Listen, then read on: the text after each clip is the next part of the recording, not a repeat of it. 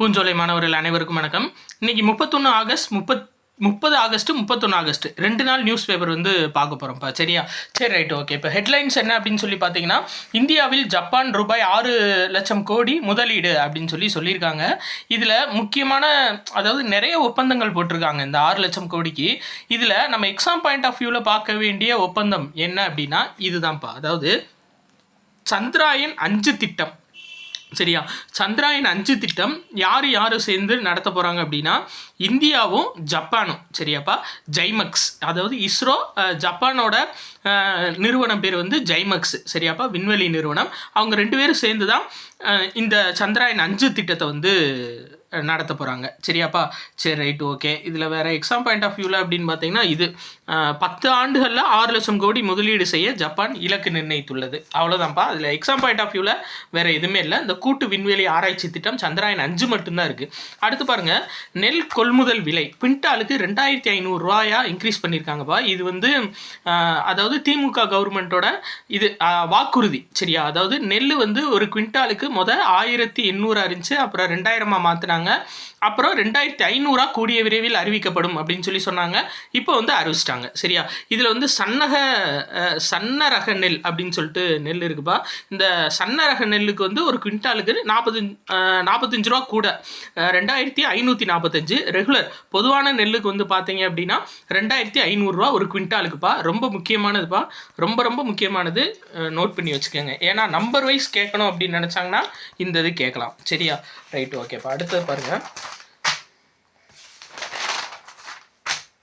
முக்கியமானது மட்டும் படிக்கணும். அதாவது இந்த விஜயா வாசகர் வட்டம்னு சொல்லிட்டு ஒரு தனியார் அமைப்பு தான்.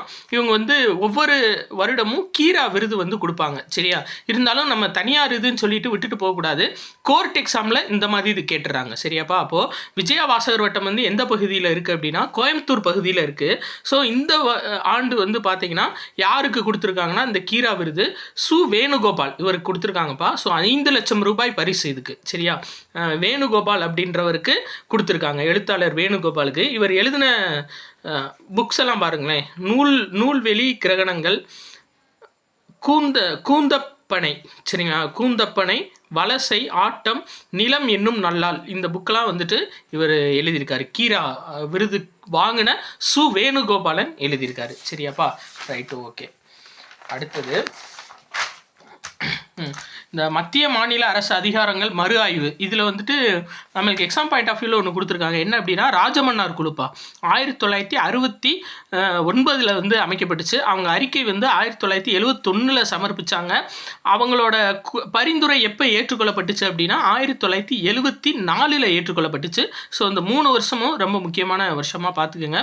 மத்திய மாநில அரசுகள் குறித்து ஆராய 1969 போடப்பட்டது ராஜமன்னார் குழு. இப்போ 2025 அதாவது குரியன் ஜோசப், சரிங்களா, குரியன் ஜோசப் முன்னாள் நீதிபதி குரியன் ஜோசப் தலைமையில் குழு அமைச்சிருக்காங்க. ஸோ அதையும் ஒரு முக்கியமான பாயிண்டாக நீங்கள் பார்த்துக்கோங்க. அடுத்தது பாருங்கள், IMFோட நிர்வாக இயக்குனர் உர்ஜித் பட்டேலை வந்து நிர்ணயிச்சிருக்காங்கப்பா.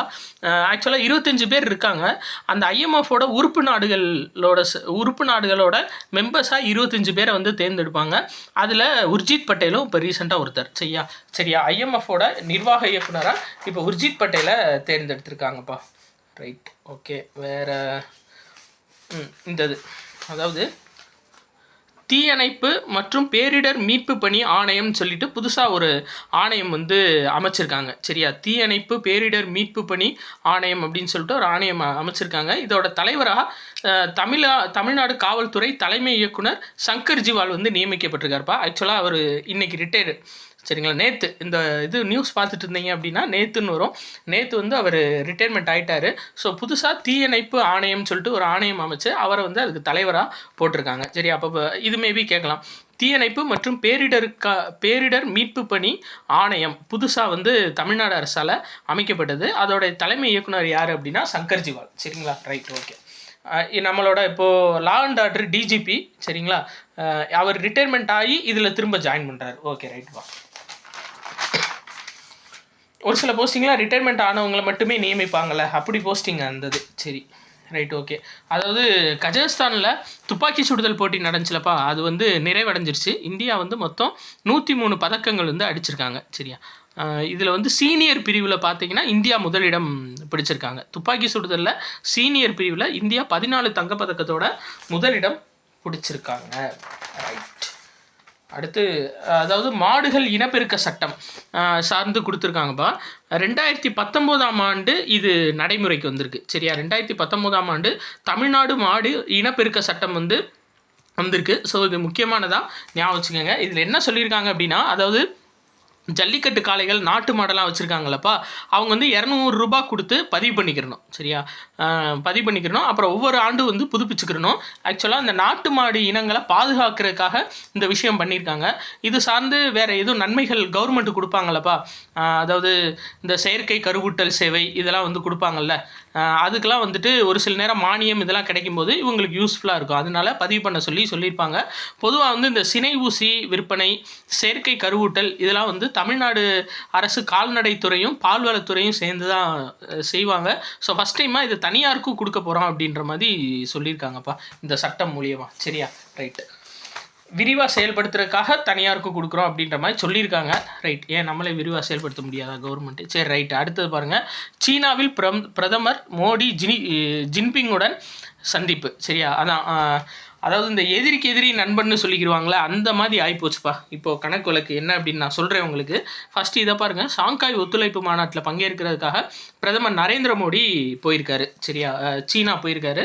மிகப்பெரிய வரவேற்பு நடந்திருக்கு. இதுதான் அந்த எதிரிக்கு எதிரி நண்பன்ற கணக்கு. என்னென்னா, ட்ரம்ப் வரி விதிப்பு சட்டவிரோதம்னு அமெரிக்கா நீதிமன்றமே தீர்ப்பு சொல்லிட்டாங்கப்பா. சரியா, இதை எதிர்த்து நான் முறையீடு பண்ண போகிறேன் அப்படின்னு சொல்லி ட்ரம்ப்பு சொல்லியிருக்காரு. ஆக்சுவலாக என்னென்னா, நான் ஏற்கனவே சொன்னதான், ட்ரம்ப்பு ஒரு பிஸ்னஸ்மேன். அவர் எல்லாமே பிஸ்னஸ் ஓரியன்டாக தான் யோசிப்பார். இப்போ அவர் போட்ட வரி காரணமாக அதிகமாக வருமானம் வந்துருச்சு அமெரிக்காவுக்கு. ஆனால் விஷயம் என்ன அப்படின்னா, வேலைவாய்ப்பின்மை ரொம்ப அதிகமாக வந்திருக்குப்பா அமெரிக்காவில். இப்போ ஃபார் எக்ஸாம்பிள் அது எப்படி வேலைவாய்ப்பின்மை வரும் அப்படின்னு சொல்லி பார்த்தீங்கன்னா, இப்போது நம்ம அதாவது இந்தியாவிலேருந்து போகிற பொருட்களுக்கு 50% வரிச்சலுகை விதிச்சிட்டாரு. அப்போது இந்தியாவோட பொருள் அங்கே அதிக ரேட்டுக்கு விற்கும். எங்கே? அமெரிக்காவில் அதிக ரேட்டுக்கு விற்கும். யாரும் வாங்க மாட்டாங்க. ஸோ நம்மளோட ஏற்றுமதி குறையும். இப்போ அங்கே போய் இறக்குமதி பண்ணுவாங்களப்பா, அந்த இறக்குமதி பண்ணுறதுக்குன்னு தொழிலாளர்கள் இருப்பாங்க. இதை சார்ந்து ஒரு தொழில் இருக்கும். எப்பயுமே ஒரு பிஸ்னஸ்ன்னு எடுத்துக்கிட்டிங்கன்னா, அந்த பிஸ்னஸ் ஓரியன்டாக 4 பிஸ்னஸ் இருக்கும்.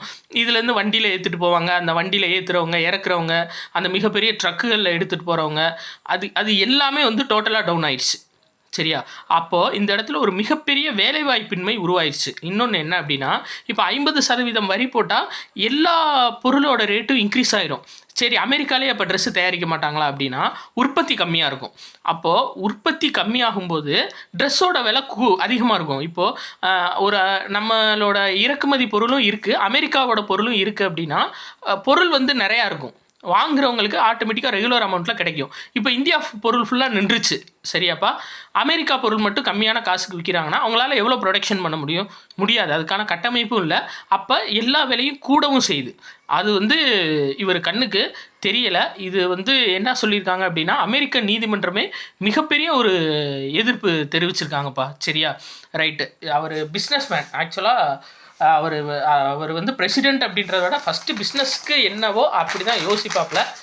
அது அவங்க தலையெழுத்து. சரி, ரைட்டு, ஓட்டு போட்டாங்க. நம்ம பார்ப்போம்ப்பா, வேலையை பார்ப்போம்.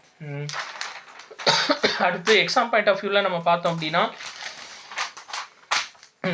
இந்த இது கொடுத்துருக்காங்கப்பா. என்ன அப்படின்னா, திறன் இயக்கம்னு சொல்லிட்டு தமிழ்நாடு பள்ளிகளில் புதுசாக ஒரு இயக்கம் துவக்க போகிறாங்க. என்னன்னா, 6 to 9ஆம் வகுப்பு ஸ்டூடெண்ட்ஸ் இருக்காங்கல்ல, அவங்க மொழிப்பாடம் மற்றும் கணிதம், தமிழ், இங்கிலீஷு ப்ளஸ் மேக்ஸு, இது 3லையும் 80% மார்க்குக்கு கம்மியாக வாங்கியிருந்தாங்கன்னா அவங்கள திறன் மாணவர்கள்னு தனியாக பிரிச்சுருது. சரியாப்பா, அதாவது இப்போ நம்ம 90s கிட்ஸு, நாங்கள் 90s கிட்ஸ்லாம் இருக்கும்போது வீக் பாய்ஸு அப்படின்னு பிரிப்பாங்க. அது தவறு, மன உளைச்சலான வார்த்தை. அதனால இது திறன் மாணவர்கள் அப்படின்னு அவங்கள பிரித்து அவங்களுக்குன்னு தனியாக கிளாஸ் ரூம்ஸ் ஃபிட் பண்ணி தமிழ், ஆங்கிலம், கணிதம் இந்த பாடங்கள் எல்லாத்தையும் அவங்களுக்கு கற்றுத்தர போகிறாங்க. ஸோ இதுதான் என்ன அப்படின்னா திறன் இயக்கம். சரியா, எந்த மாணவர்களுக்குன்னு கேட்கலாம்ப்பா, 6 to 9ஆம் வகுப்பு மாணவர்களுக்கு வழங்கப்படக்கூடியது இந்த திறன் இயக்கம். சரியா, ரைட். அடுத்தது பார்க்கலாம். வேறு காஷ்மீரில் தான்ப்பா மிகப்பெரிய வெள்ளம், நிலச்சரிவு ஏற்பட்டிருக்கு. Right, okay. இதில் எக்ஸாம் பாயிண்ட் ஆஃப் வியூலன்னு நம்மளுக்கு எதுவும் இல்லை. இந்ததுப்பா அதாவது உலகக்கோப்பைக்கு தகுதி பெறுவதே நோக்கம்னு சொல்லியிருக்காங்க. நம்ம ஏற்கனவே பார்த்ததான். யாருன்னா ஹாக்கி மகளிர் அணி கேப்டன், இந்தியாவோட கேப்டன். அவங்க பேர் சலிமா டெட்டுப்பா, சரியா? ஞாபகம் வச்சுக்கோங்க, சலிமா டெட். யார் அப்படின்னா மகளிர் ஹாக்கி அணியோட கேப்டன் பேர் சலிமா டெட்டு, ஞாபகம் வச்சுக்கோங்கப்பா, ரொம்ப முக்கியமானது. சரி ரைட் ஓகே. வேறு இதில் என்ன இருக்குது? வேறு நியூஸ் அவ்வளோதான்ப்பா, சரியா? எக்ஸாம் பாயிண்ட் ஆஃப் வியூவில் 2 நாள் நியூஸ் பேப்பர் அப்படின்றது அவ்வளோதான். ஸோ நிறையா பேர் கேட்குறீங்கப்பா, அதாவது இந்த மந்த்லி இதெல்லாம் கரண்ட் அஃபேர்ஸாக விடுங்க சார் அப்படின்ற மாதிரி கேட்குறீங்க. ஸோ இந்த மந்த்லேருந்து நம்ம என்ன பண்ணுவோம் அப்படின்னா, ஒரு கம்பைல் பண்ணி அடுத்த மந்த்லேருந்து வேணால் பிடிஎஃபாக நம்ம சென்ட் பண்ணுவோம், சரியாப்பா? பிடிஎஃப் கரண்ட் அஃபேர்ஸ் வந்து நம்ம சென்ட் பண்ணுவோம். அது எப்படின்னு ஐடியா பண்ணிடுவோம். நெக்ஸ்ட் மந்த்லேருந்து உங்களுக்கு பிடிஎஃப் கரண்ட் அஃபேர்ஸும் வரும், சரியாப்பா? நன்றிப்பா.